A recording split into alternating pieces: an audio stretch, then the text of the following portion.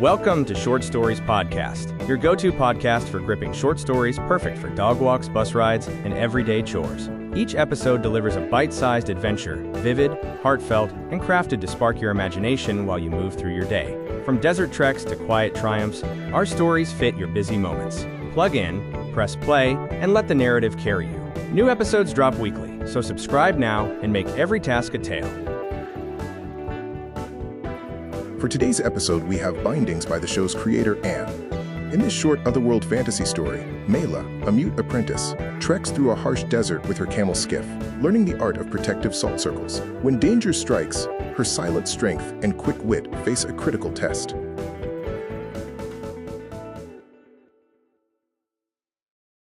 Mela's legs ached from the saddle, her face flushed as red as the desert expanse when Pratik announced they'd reached camp. She slid off her camel and winced when her feet connected with solid ground. There was a worn hitching post beneath the canopies of several olive trees, and a large dais was laid out next to it, with what looked like the scorched marks of old campfires at the center. But little else gave any indication that this was one of the more popular way-over points before Haraz.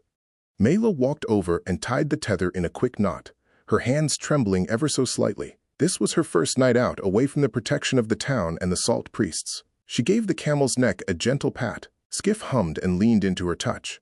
"Still can't believe they gave me a mute," Pratik muttered, unhitching the wagon. 5 seasons. And I get a silent whelp fresh from the fort. And look at this, she added more to herself. Can't even secure her own goods. Pratik paused and added a double knot on the camel's tether. She gave it a sharp tug and then continued with her unpacking.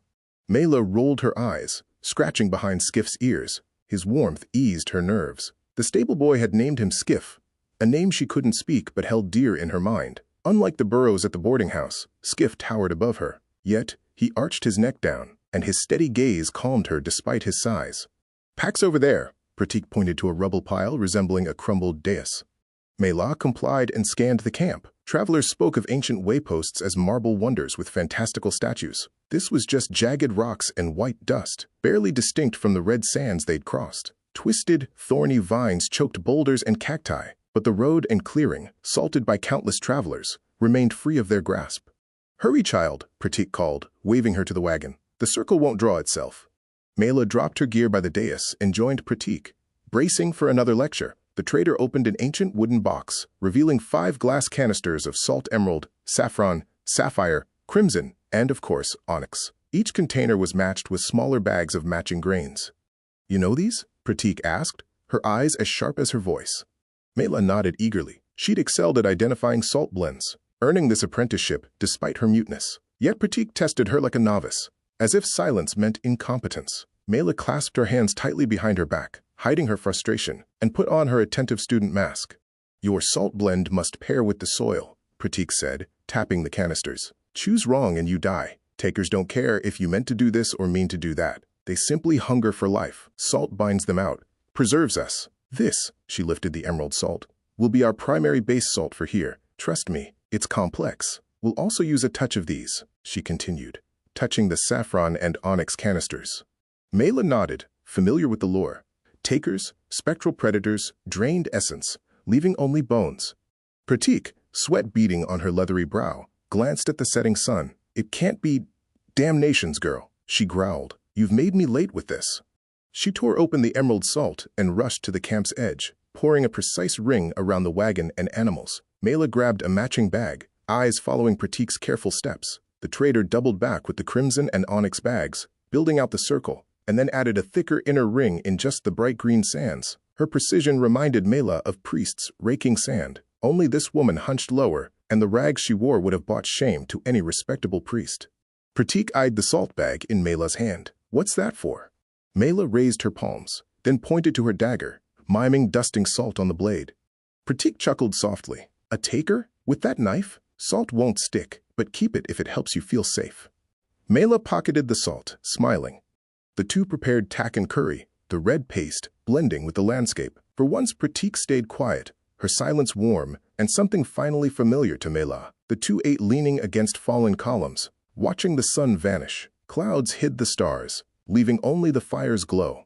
"Stay in the circle," Pratik whispered, her voice soft but firm. She pulled her bedroll close, a flicker of fear in her eyes. Mela studied her. Pratik, tough as leather with toned arms, wasn't old. She was probably barely 40 turns, but she certainly was much older than most traders Mela had seen come through the fort to deliver goods. The woman's gaze held a shadow, a memory of loss. "Stay in the circle," she repeated.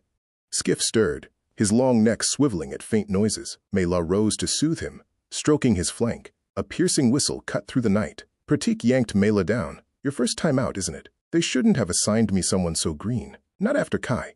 Mela leaned closer, wishing she could ask about Kai, Pratik's lost apprentice. She was about to sign a question to encourage her to share more, but as she was lifting her hands to shape, an ethereal, bloated figure charged from the darkness. Skiff bleated as shrill and high as a human scream. The taker, eyeless with a gaping maw, loomed even larger than the quaking animal. Mela's mind reverberated. Death. Pratik tensed beside her, as though she were ready to bolt. But to where? The taker seemed to slam into a glass wall and tumbled backwards, screeching. It had hit the outer salt ring. "Salt, preserve us."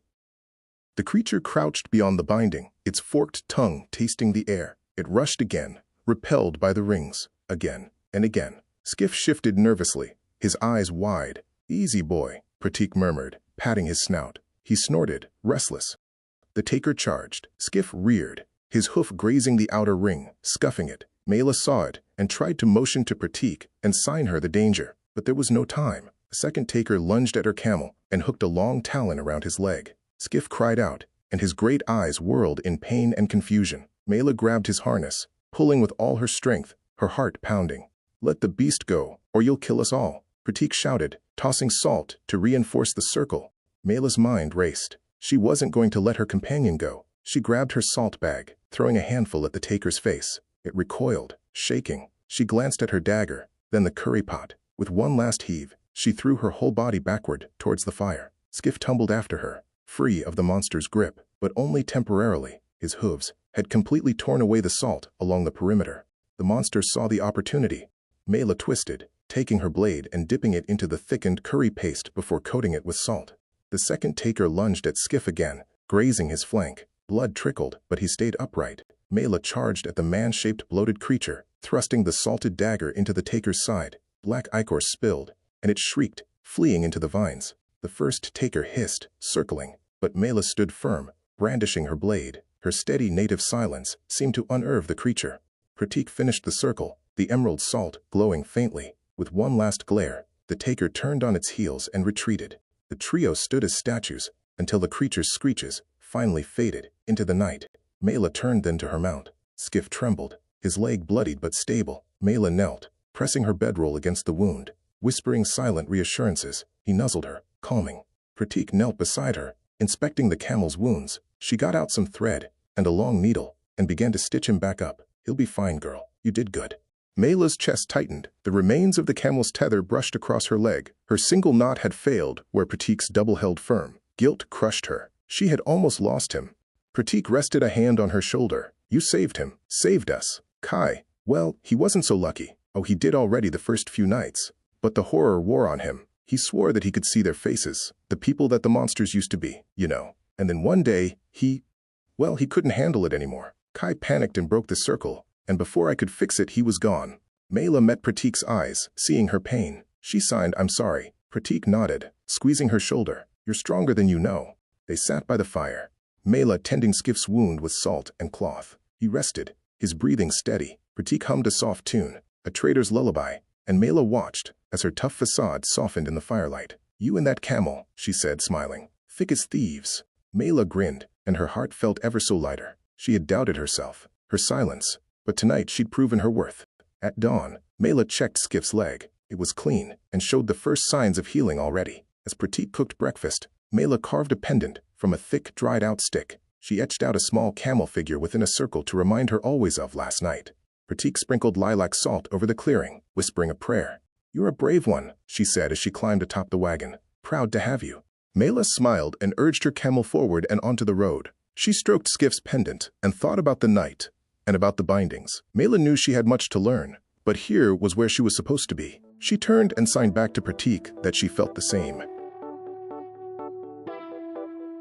Thanks for joining us on this bite-sized adventure with Short Stories podcast. If you loved this tale, smash that like button and hit subscribe to catch fresh stories every week.